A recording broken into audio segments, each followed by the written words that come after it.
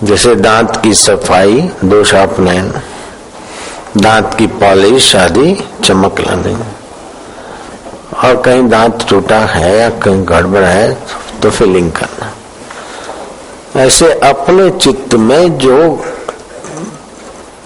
दुर्गुण, दुराचार, दुष्कृति के संस्कार पड़े हैं, उनको धर्म अनुष्ठान के द्वारा, नियम संयम के द्वारा उनको निकालना, दोषों को निकालना। फिर मैत्री, करुणा, संयम, सहजता, सरलता आदि गुणाधान लाना। और हीनांग पूर्ति, जिसके कारण हम हीन, दीनहीन, तुच्छ हो रहे हैं, जन्म मरण जरा व्याधि के शिकार हो रहे हैं, जिस कमी के कारण, आत्मज्ञान की कमी है, वो हीनांग पूर्ति, तो चित्त हो जाएगा सूर्य। तो धर्म अनुष्ठान और नियम संयम के द्वारा दोष की आदत, कुछ न कुछ बुरे दोष होते ही हैं, वो निकाले। ध्यान भजन उपासना के द्वारा, नियम आदि के द्वारा मन की अच्छी आदत बनाए, चमकाए मन को, बुद्धि को। और तत्व ज्ञान संयुक्त जो परमात्मा का ध्यान है, वो कमी को पूर्ति करे। तो भगवत ध्यान जो है वो हमारे चित्त को शुद्ध भी करता है और भगवत ज्ञान अपूर्ति की पूर्ति भी करता है, कमी की पूर्ति भी करता है। दोषापनयन, गुणाधान और हीनांग पूर्ति, दोष की निवृत्ति, सद्गुण का आरोपण और ज्ञान की पूर्ति। दोष संयुक्त अंतःकरण, प्रभावहीन व्यक्तित्व या अंतःकरण, ज्ञानहीन व्यक्तित्व या अंतःकरण, उसमें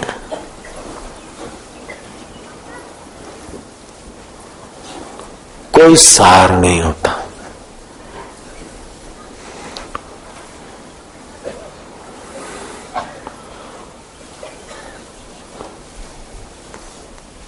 ध्यान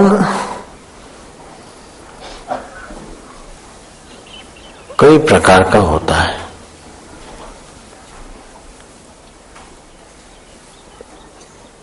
उसमें कई ध्यान किए जाते हैं, लेकिन एक ऐसा ध्यान है कि होने लगता है।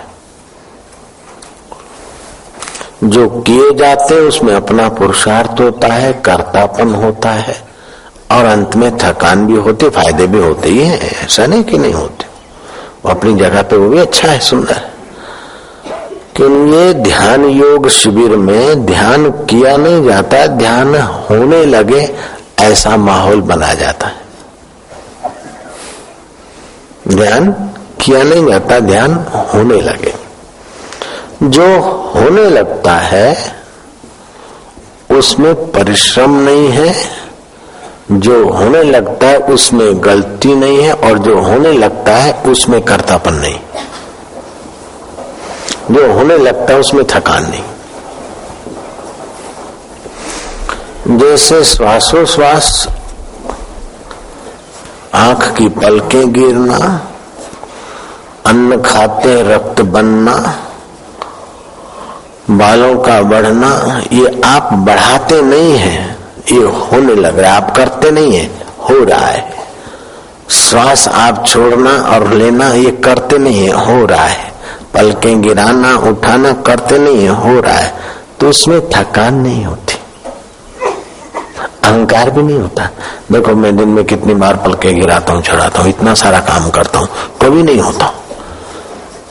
कितना 24 घंटा श्वास लेता हूं देता हूं, इतना परिश्रम नहीं होता, अहंकार हो रहा है।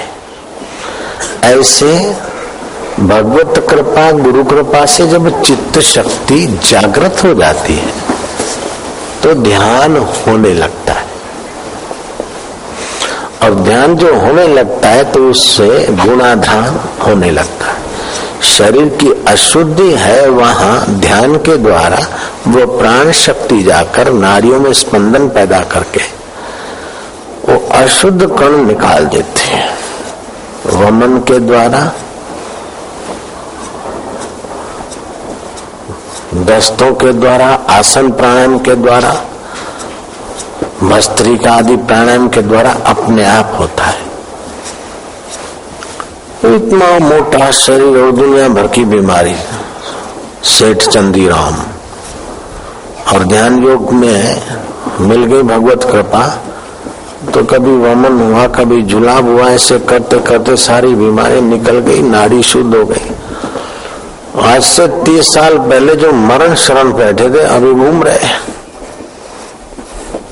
कई बीमारियां थी, एलर्जी भी थी और क्या क्या था, दम्मा था, टीबी थी, ये था। तो योग समान बल नहीं, सांख्य समान ज्ञान नहीं।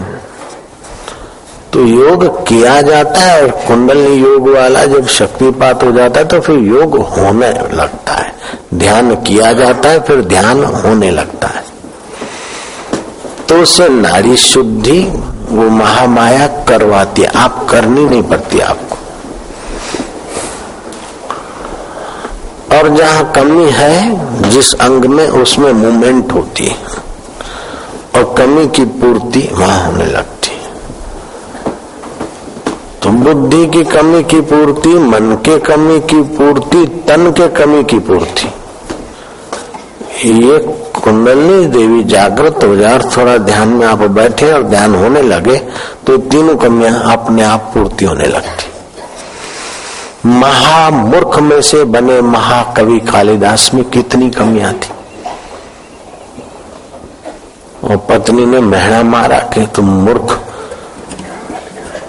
ऊंट, संस्कृत में ऊंट को उष्ट बोलते, इतना भी नहीं जानते, बड़े विद्वान होकर मुझसे शादी करवाई, पंडितों ने धोखा करके, विद्वान होकर मुंह दिखाई, अपमानित होकर चले गए विद्युत मां के द्वारा, और मिल गए कोई ऐसे संत और हो गया कृपा शक्तिपात आदि, ध्यान हो गया।